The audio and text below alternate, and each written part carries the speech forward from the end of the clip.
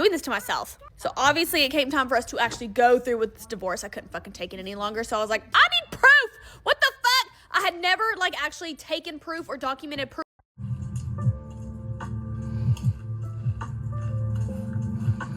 Hey, welcome. If you're new here.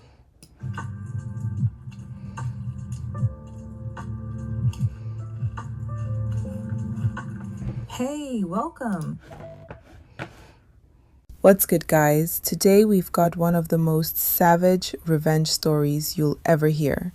This woman did not play around. If you enjoy it, like and subscribe for more. Let's get into it. Story time of how I let my cheating ass husband eat another man's kids straight out of my cooter. Yeah, I know what you're thinking. What the fuck did I just hear? What the fuck did this bitch just say? Yes, okay, we listen and we don't judge. So if you don't believe in revenge, just keep scrolling.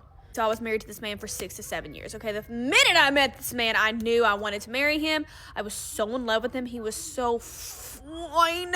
Like, anything this man would tell me to do, I was fucking doing it, okay? Like, he had this weird, like, power trip over me. I don't know. It was just, like, weird on my part, I guess. So anyways, as time went on, obviously, we grew out of our honeymoon stage. We had a baby, like, blah, blah, blah. And this motherfucker started cheating on me. Yeah. And I would catch this man all the time, like literally red-handed. It was right there in front of my face. And like this man obviously like had no empathy. He was a literal like psychopath. Like he literally would be like, oh, you didn't unload the dishwasher last night, so I went out and cheated on you. Tell me I was fat. Tell me I needed to work out. Just a fucking douchebag. Like I said, the cheating started. I literally caught this man. This is the first time I caught him cheating, making out with our babysitter in our fucking pantry, in our kitchen. Yeah. There's literally not enough time in the fucking day, maybe 2 days, to even go over all the shit that this man used to do to me, okay? But anyways, but we were still like trying to make it work. Not make it work because we were actually separated, just hadn't been through the divorce yet, but we were like still living in the same house, you know, having dinners together for our kid, you know, just like doing all of it really for him. Obviously, he was like still seeing people and like he was making it very obvious, like didn't give a shit like how I felt or whatever. It's like, I know we're not divorced yet, but like, damn, have some fucking respect, you know what I mean? And I was like, why the fuck am I doing this to myself? So obviously it came time for us to actually go through with this divorce. I couldn't fucking take it any longer. So I was like, I need proof. What the fuck? I had never like actually taken proof or documented proof of all the last times he had cheated on me. So I started going through this man's phone. I was like, I gotta find fucking proof. I want that alimony, honey. The one night when this man's in the motherfucking shower, I grab his phone. Obviously, I'm going through it, okay? I'm thinking I'm going to find some, you know, some pictures. I'm going to find him talking to multiple women, some raunchy shit. Bitch, no, because tell me why I'm in his notes app. I don't fucking know how I went there, but like I'm in his notes app, okay? And I see a fucking, a very thought out, very curated list of things he hates about me. Literally, there's a whole title. It says, stuff I hate about so-and-so. Me. Okay? Okay, motherfucker. And I'm not even going to go over what the fuck was on this list. Let's just say that half of it humbled me. Absolutely. I was like, you know what? Half that shit I can work on. Absolutely. And then the other half, I was like, you hate me for that? Like, that hurt my feelings. I washed and laundered your dirty ass motherfucking skid mark ass fucking drawers for how many years? You don't see me putting that on a list, do you? Fucking bullshit, right? Okay, so this is what sparked my rage. It was boiling in me to get revenge. Not just for the list, okay? Not just for the list, but that list was bad. That list was bad. But for all the other shit he had fucking put me through. So what I did, I texted a few of my old situationships, few fuck buddies. You see what I'm saying, okay? So one texted back, thank God the hottest one, okay? So I was like, hey, let's get dinner tonight. So he agreed. He was like, fuck yeah, let's get dinner. Like, let's catch up, blah, blah, blah. So we went to a restaurant, bar, whatever. And listen, I don't know if it's just because I just been deprived here recently, or if it was the pickle martinis. I had a few of those. Or if it was the oysters. I have no idea. Because when we were walking back out to his car, I ended up in the back seat of the car. And you know where that went. I have a fucking conscience, because honestly, once that was all said and done, I was like, holy shit, what the fuck did I just do? Like, I actually felt bad. Not that we weren't already going through the divorce, but like, you know, I still just felt bad. I don't know why. I said, okay, listen, this was fun. So I said goodbye to the dude, whatever. I get in my car.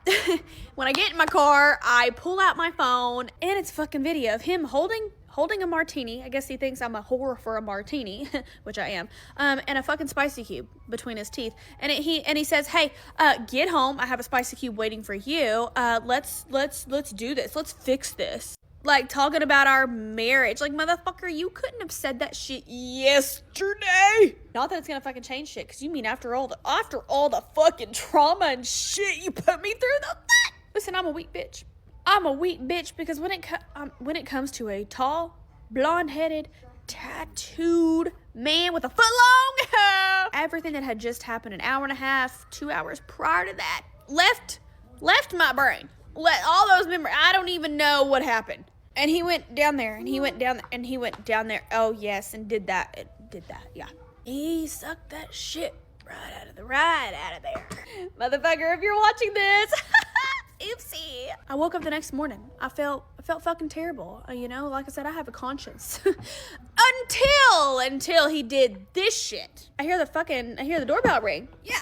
And it's a person standing right there, and he hands me divorce papers, and he says, "You've been served." This motherfucker. You mean to tell me you knew I was out on a date, and your jealous ass literally tried to reel me back in, just so you could get one last punani hurrah? Oh, hell nah. And everything that I felt bad about went straight out that fucking window, because fuck you. I don't feel one bit bad. Not one bit bad. That felt good to get off my chest. I'm not gonna lie, I have mixed feelings about this. Because what happened is foul on so many levels. But at the same time, he was playing in your face like you were nothing. So the game he was running backfired in ways he never saw coming. And now, this video has thousands of views and it's blowing up. If he didn't know before, he definitely knows now. Self-worth sets the ceiling for what you'll tolerate. Sneaking out and never going back home. Letting someone treat your body carelessly. Staying with someone who cheats and keeps a literal list of everything they hate about you. Inviting someone into your space who can't even respect it. Every single one of these situations had warning signs, but when you don't feel solid in yourself, you negotiate with disrespect. You explain it away. You try to outsmart it, and it almost always costs you more than it gives. These situations could have been avoided with boundaries, real ones. Not, "I hope he acts right" boundaries, but "if you do this, I'm gone" boundaries. Not going 17 miles away with a stranger. Not giving access to someone who's already shown you they don't respect you. Not asking someone to teach you how to survive in a world that profits off your vulnerability. Not ignoring that feeling in your stomach telling you something is off. Underneath all the chaos, I see people searching for love, safety, validation, or excitement, but looking for it in unstable places. And unstable places will always give you unstable results. If there's one takeaway from all of this, it's this. Attention is cheap. Access is valuable. Peace is priceless. The moment you start protecting your peace more than you chase validation, most of these stories stop happening. And that's not about being cold or closing yourself off. It's about being selective. It's about understanding that the right people won't require you to shrink, explain yourself, or beg to be treated with basic respect. You shouldn't have to earn decency. You shouldn't have to perform loyalty to someone who's keeping score against you. A lot of people are out here confusing intensity with connection, confusing chaos with passion, confusing someone needing you with someone valuing you.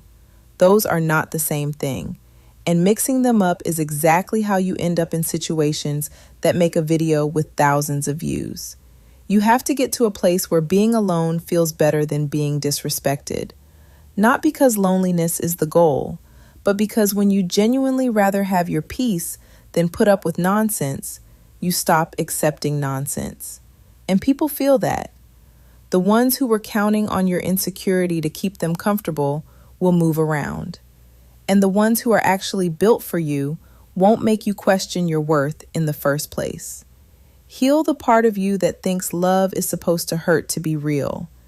That part is the open door to everything you're trying to leave behind.